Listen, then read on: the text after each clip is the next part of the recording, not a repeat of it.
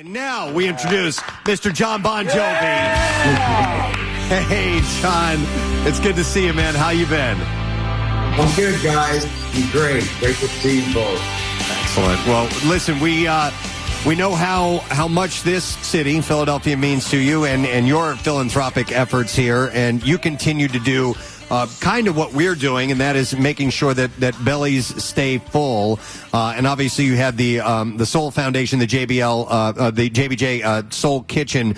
So it ties in directly with what we're doing and your work with Sister Mary over the years and so on. And you know, things are worse than they've ever been right now. So this work is more important than ever. I'm sure you can speak to that. I certainly can. You know, we've had the foundation, which was born out of Philadelphia 15 years ago, and since 2008, we have opened 3 JBJ Soul Kitchens in New Jersey, but we saw the spike, which was evident and obvious because of the pandemic. And then what we realized was the need out on Eastern Long Island, where we spend our summers, and we had to open a food bank because the pantries had no food. So then we were feeding 7 pantries for 4 months out there. And so it's unfortunately only going to get worse now, which has been predicted this whole time, that this winter was going to get tough. And so, folks, if you have the means, donating $1 is never more necessary than right now. It's interesting, Jon, because you know, we're not used to seeing lines of cars of people waiting for food in areas that are traditionally not associated with being food deprived, and where there's, you know, we sometimes people have perceptions, but the truth of the matter is, and we've said it all the years of the Camp Out for Hunger, that there is the concept of the working poor. That was always an issue here. You know, where your neighbor is trying to decide what bills to pay and how to keep food on the table for the kids, and it lives in your neighborhood, and if anything, it's made this more apparent to people that you're surrounded many times, and it could be the people that I'm speaking to right now are dealing with this food insecurity. And in this area, as bizarre as it is, Philadelphia and parts of New Jersey remain, you know, food insecure, even when times are good. It's just a bizarre anomaly. So you know about that. I know a lot about that. You know, we've spent the last 12 years on the food side of things before we were dealing with just the homeless side of things. Look, food insecurity is prevalent in Philadelphia as it is in New Jersey, as it is in California. This great nation of ours has no shortage of food, and yet we still have a problem getting the food to the people who are in need. Now, compound that by what we're going through with this pandemic, and you have a multiple that could be 5, 6, 7 times that. And when you say, oh, it's the working poor, and you think, okay, well, that's it happens all the time, every time with the same class of people. That's not the case now when folks are furloughed, when restaurant workers are thinking about having to close down again, when the restaurants that went out of business because of this, small businesses that have been affected by this. This is real. And here's the bottom line in my bumper sticker. We don't need a scientist to find the cure. This simply takes money and sweat equity. And we've proven this for 15 years now. And so getting food is not the issue. Getting it to the people takes a little bit of sweat equity and some money.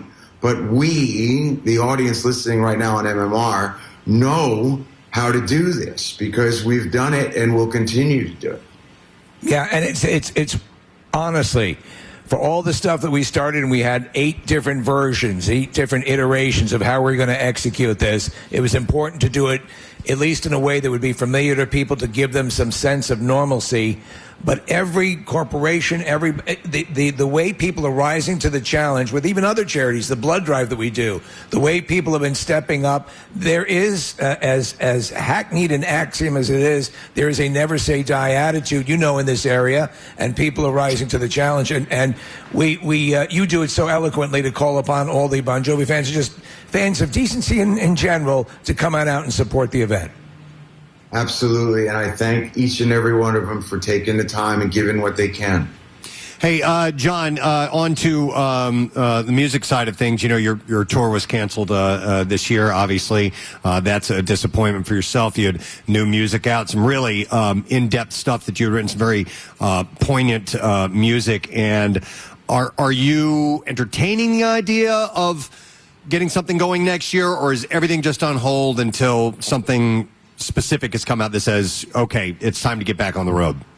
You know, honestly, I think I'm one of the few, if only, that said, here, everyone needed 100% refund on all of those tickets. I didn't hold the dates or have Live Nation keep the money in escrow. It was too important to me because I was aware that people needed to pay the credit card bills and the rent.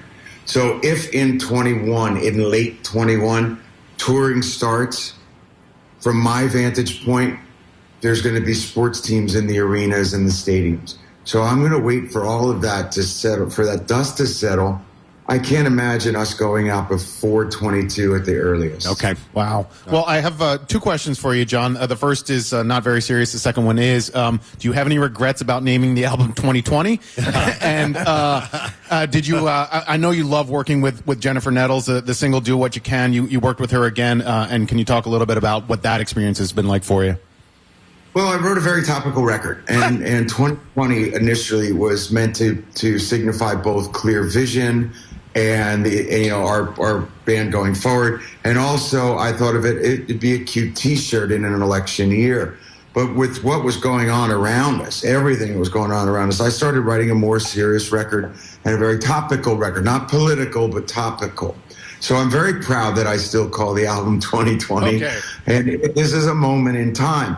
So because these songs were all so topical and there's no You Give Love a Bad Name, cute, fun rock and roll stuff on the record, I wanted to get that message out to as many people as possible. And we had success in the country market. And so I reached back to an old friend and I thought if we did it as a duet, the same lyric would respond, to the ears of the country listener. And so we gave it a shot at country radio just to get that kind of, we're all in this together message out there. It's wild when you get, it's funny because a lot of times the lines between genres blur anyway. But it's wild when, was it surprising to you when you start to get ears listening from other points of view, whether it be country or anything that ties you into an audience that you had not reached before? Is it still, with all the years you've been in music, kind of like, whoa, that's kind of cool? Or the opposite. There was part of that audience that didn't want to know nothing about a song about coming together over what was this COVID crisis. Yeah, really? And in that marketplace, there were definitely a political divide, and the song was not political. Yeah. And I'm being bluntly honest, but I walked into a brick wall with folks that said, I don't want a song on my radio station that talks about that. Huh. So, again, I wrote a topical record, not a political record. It's funny, we were talking to Rob McElhenney last night from It's Always Sunny in Philadelphia, and he was saying, we just live in such hyperbolic times, and people are going to hear what they think they hear, and he says he'll have conservative friends that say, wow, your show really sticks it to liberals, and then he'll go with his liberal friends and say, wow, your show really sticks it. and people, it's like looking at one of those, it's a dot, modern art, and what do you see in that? And everyone pulls what they see out of it. You can't stop it. Yeah. No, that's okay. I mean, that's what art is, right? But, Rob is now a sports owner, is he not? Yes. Yeah, we had a lengthy. So you have that in common with him. Yeah. In fact, he was asking about you when we were talking.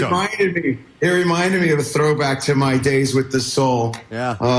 There it is. He's got the helmet right there. Yeah. I love it, man. Hey, all these things are still in my house. Yeah. I wanted to ask about a senior son from New Jersey who also writes very topical music. Bruce Springsteen had an album out with the E Street Band this year. Your impressions on that music? I loved it. The beautiful thing about having a neighbor like that is we played each other's records during the development stage. Wow. And so he started coming over here a year ago to hear the early phase of this record, and I was over at his house too. doing the same thing. So I was acutely aware of the kind of record he was making, and he was of mine. So it was cool. With just a couple of weeks ago, in truth, we were driving around, just the two of us in a car, and someone had said to me, "Could you imagine if you got in an accident?" Oh my God! Just the two of us driving around, not even my car, in my son's car, just looking like two dopes driving down the highway together. Just. I mean, that would be an amazing thing there. When Bruce comes over and you run out of things to talk about, do you go hang drywall together, or what happens? Yeah. I don't think either. I know folks can't see that on the radio. That's an injury from trying to be a laborer. Oh my God! He's got the black fingernail. Yeah, that is blood under that fingernail from working in the food bank. There are certain things that this singer is not supposed to do.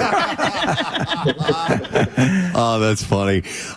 John, real quick to circle back, and the reason that we're here for Phil Abundance to raise money and non-perishable food items with JBJ Soul Kitchen. For those who aren't familiar, and you'd mentioned the locations in Red Bank and Toms River.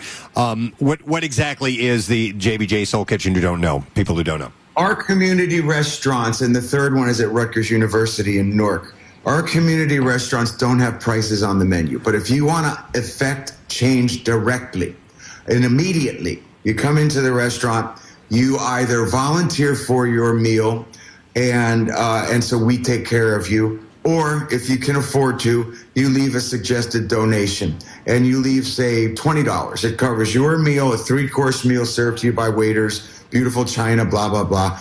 And then you're taking care of someone who cannot afford to pay anything, which keeps our overhead in check. And then, of course, myself and the foundation pay for everything at all the restaurants for all these years. It's excellent. It's a great service. And it's been going on for, did you say 15 years now? The foundation's 15 years old because of all the housing, as you guys know, we've built. But also the restaurants are 12 years old now. Wow. It's awesome. It's just fantastic. Well, John, we appreciate you spending some time with us this morning. Pierre sends his best. He'll be in here a little bit later on. But love you guys. We love you, too. The city loves you. So thanks for your time, and keep doing what you're doing, man. We appreciate it. All the best. Thank you, everybody listening. Have a happy, safe holiday. Thank you. Jon Bon Jovi! So cool.